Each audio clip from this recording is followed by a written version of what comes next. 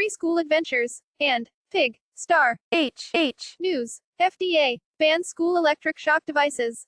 The ban is national, but it is squarely targeted at a single school in Massachusetts that has been using electric shocks to condition students' behavior for decades.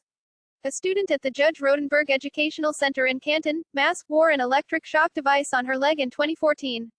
A student at the Judge Rodenberg Educational Center in Canton, Mass., wore an electric shock device on her leg in a rare and sweeping decision, the Food and Drug Administration announced this week that it was banning the use of electric shock devices to correct self-harming or aggressive behavior. The practice presents an unreasonable and substantial risk of illness or injury, the agency said in a statement on Wednesday. The ban is national, but it is targeted at a single school, the Judge Rodenberg Educational Center in Canton, Mass., which serves students, both children and adults, who have intellectual disabilities or behavioral, emotional or psychiatric problems. It appears to be the only school in the United States that uses painful electric shocks to discipline students, and the practice has been in place there for decades. Advertisement. Continue reading the main story. Those students who have been approved by a court to receive the treatment wear a backpack with a battery inside. It has protruding wires that can deliver shocks to the skin when triggered by an employee at the school. The practice was meant to condition the behavior of students by causing pain when they acted in ways that endangered themselves or others. Unlock more free articles. Create an account or log in. Evidence indicates a number of significant psychological and physical risks are associated with the use of these devices, including worsening of underlying symptoms, depression, anxiety, post-traumatic stress disorder, pain, burns and tissue damage, the FDA's statement said. In addition, many people who are exposed to these devices have intellectual or developmental disabilities that make it difficult to communicate their pain. The decision was a culmination of more than a decade of legal battles between the school and its critics, who argued that the electric shock devices were administered excessively and caused lasting damage.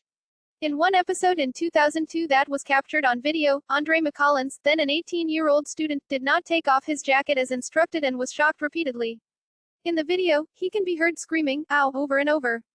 His family sued in one of the most high-profile cases ever involving the school.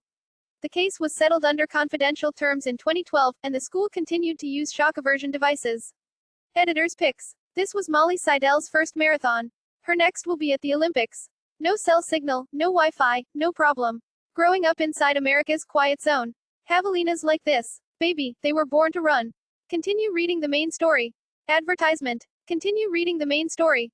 Some of the students' relatives have defended the practice, saying that it worked to change students' behavior when nothing else could, and denounced the FDA's decision.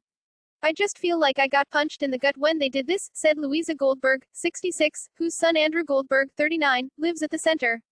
"I'm just so sad." She said that her son had brain damage and epilepsy, and that he showed severe aggression as a teenager. There were violent episodes, trips to the hospital, and psychotropic medications that left him sluggish. His mother said he was placed in physical restraints for hours at a time. "His life was torture," she said. Mr. Goldberg went to live at the Judge Rodenberg Educational Center at age 19 and began wearing an electric shock device. Ms. Goldberg said her son would receive 2-second shocks as a sporadic part of a broader treatment plan. He has since been weaned off the device and can do things he could not do before, like go to the movies.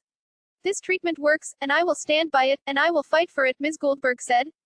In a statement on Thursday, the school said that the FDA had made a decision based on politics, not facts, to deny this life-saving, court-approved treatment. JRC has provided countless hours of testimony, volumes of information and made clinicians, other staff and family members of our clients themselves, available to the FDA over the past several years, it said.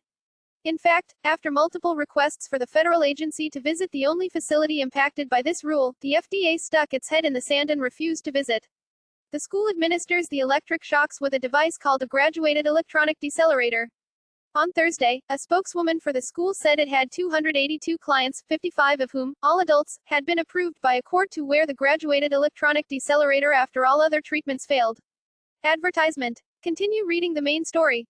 The Judge Rodenberg Educational Center was founded in 1971, and opponents of electric shock devices have fought against it for decades through legislation, lawsuits, petitions and reports that described the shocks as torture.